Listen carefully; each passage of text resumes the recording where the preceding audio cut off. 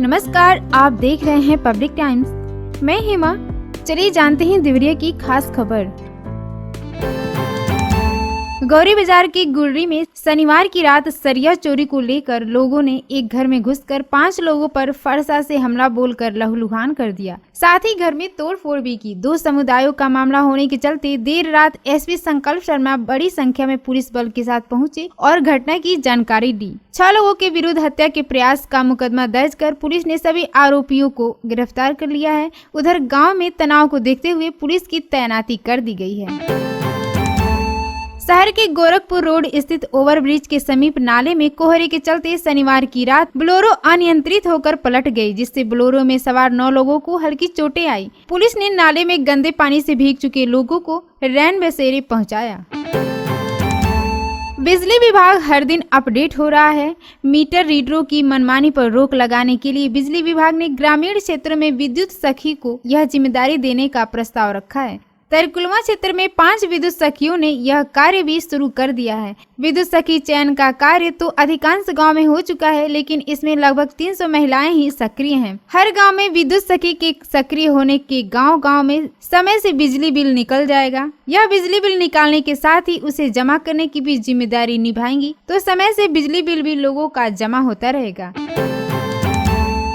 जिले में गलन, ठंड व कोहरे का कहर जारी है। कभी कभी रुक रुक कर चल रही बर्फीली हवाओं के बीच ठंड हाड़ कपा दे रही है। कड़ाके की ठंड के चलते लोग घर में ही दुबके रह रहे हैं। शाम होते ही सड़कों पर सन्नाटा पसर जा रहा है। रविवार को मौसम का पूरा न्यूनतम 9 व अधिकतम 19 डिग्री सेल्सियस रहा। लगातार 1 माह से अधिक समय से भीषण ठंड के चलते समूचा जनजीवन अस्त व्यस्त हो गया है। दिन में कभी कभी दोपहर बाद हल्की धूप तो निकल रही है, लेकिन ठंड थमने का नाम नहीं ले रही है। गलन भरी ठंड लोगों का हाड़ कपा दे रही है।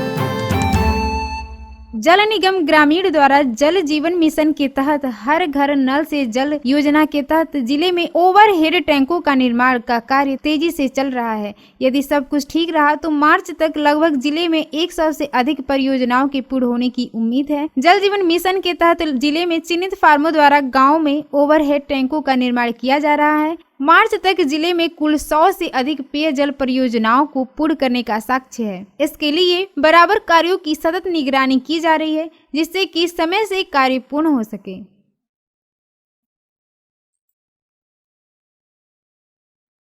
पूर्वांचल व्यापार मंडल की बैठक रविवार को साकेत नगर में हुई। इसमें 3 फरवरी को लखनऊ में आयोजित होने जा रहे व्यापारी सम्मेलन को सफल बनाने का संकल्प लिया गया। इसके लिए देवरिया, गोरखपुर, महाराजगंज, बस्ती, सिद्धार्थनगर, संत कबीर, पडरौना जिले में व्यापारियों से संपर्क कर सम्मेलन में शामिल होने का आह्वान करने की रूपरेखा तैयार की गई। शहर के कूड़ा पॉइंट लोगों के लिए मुसीबत बने हुए हैं। घर घर कूड़ा कलेक्शन के बाद भी यह पॉइंट खत्म नहीं हो रहा है। इसके चलते आसपास के लोगों का जीवन कठिन हो गया है। शहर के बीच और एसपी कार्यालय के सामने स्थित ऑफिसर्स कॉलोनी का भी यही हाल है। ऑफिसर्स कॉलोनी में नगर पालिका ने डोर टू डोर वाहन कूड़ा कलेक्शन के लिए वाहन लगा रखा है। इसमें स्थानीय निवासी कूड़ा भी डाल आते हैं, पर बाहरी कूड़े की वजह से कॉलोनी में कूड़ा इकट्ठा होता है। इसके चलते कॉलोनी वासियों को कठिनाई हो रही है। कड़ाके की ठंड सभी पर भारी पड़ रही है। इस मौसम में बच्चे बीमार हो रहे हैं। पीआईसीयू में 5 नए बच्चे रविवार को भर्ती हुए। इसे मिलाकर पीआईसीयू में 17 रोगी भर्ती हैं। ठंडे मौसम में जरा सी लापरवाही बच्चों पर भारी पड़ रही है। बच्चे ठंड लगने पर सर्दी, खांसी व सांस के रोग से ग्रसित हो जा रहे हैं। पीआईसीयू वार्ड में इस तरह के रोगी रोज पहुंच रहे हैं। रविवार को इस प्रकार के 5 बच्चे भर्ती हुए। वहीं 19 बच्चों को स्वस्थ होने पर डिस्चार्ज किया गया। अब 17 रोगी वार्ड में भर्ती हैं। इनमें से अधिकांश बच्चों को सर्दी लगने से उपजी सांस लेने में दिक्कत होने पर अभिभावक पीआईसीयू में लेकर आए। कुछ बच्चे खांसी से पीड़ित हैं। वहीं 3 बच्चे निमोनिया होने के चलते भर्ती किए गए हैं। कुछ बच्चे झटका के लक्षण के चलते भर्ती किए गए हैं। 3 बच्चों को सांस की दिक्कत के चलते ऑक्सीजन देने की नौबत आ गई है। वार्ड में तैनात नर्स और चिकित्सक 24 घंटे बच्चों की निगरानी में लगे हुए हैं। बाल रोग विशेषज्ञ इकबाल ने बताया है कि इस समय गंभीर होने पर ही पेशेंट अस्पताल आ रहे हैं। ठंड में कोई निकलना नहीं चाहता है। सर्दी खांसी के पेशेंट अधिक हैं। कुछ बच्चे निमोनिया से भी पीड़ित होकर आ रहे हैं। इनकी चिकित्सा की जा रही है। उन्होंने अभिभावकों से बच्चों, विशेषकर छोटे बच्चों को सर्दी से बचाने की अपील की है। उत्तर प्रदेश एक्सरे टेक्नीशियन संघ का मंडलीय अधिवेशन रविवार को गोरखपुर में हुआ। इसमें जनपदीय इकाइयों के पदाधिकारियों का चुनाव हुआ।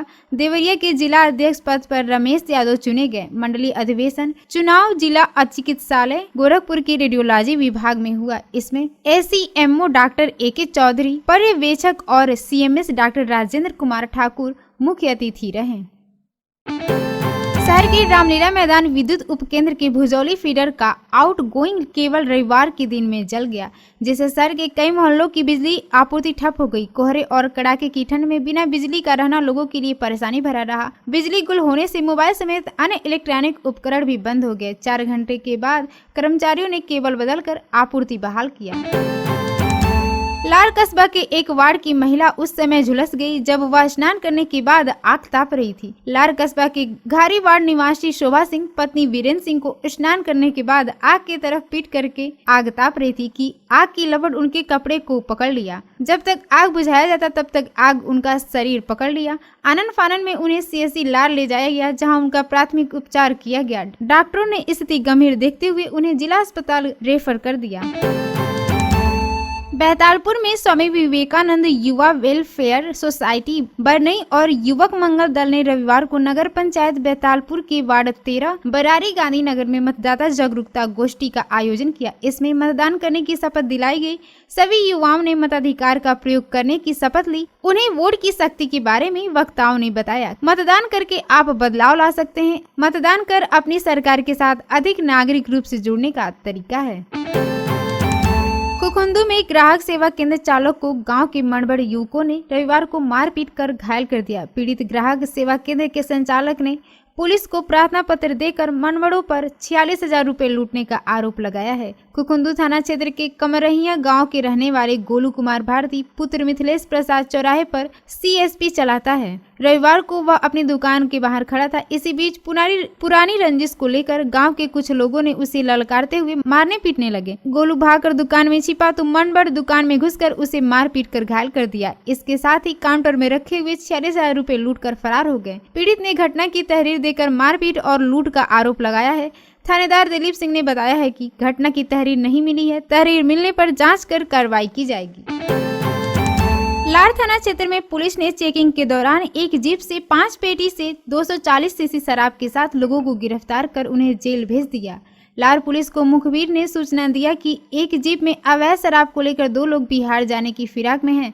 सूचना मिलते ही पुलिस सक्रिय हो गई और राम जानकी मार्ग पर 77 मोड़ के समीप से एक सफेद जिप्सी वाहन में 8 PM तथा ऑफिसर चॉइस पाउच सहित 2 लोगों को पकड़ लिया। पुलिस ने तलाशी में दोनों लोगों से शराब के अलावा 2 मोबाइल भी बरामद किया।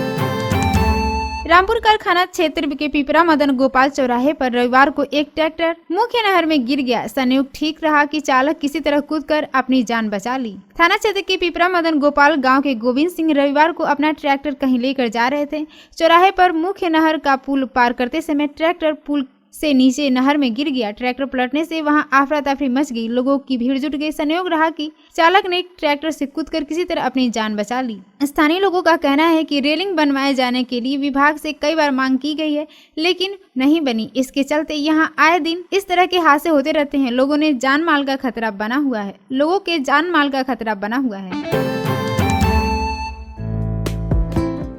देवरिया की खास खबर में इतना ही। नमस्कार।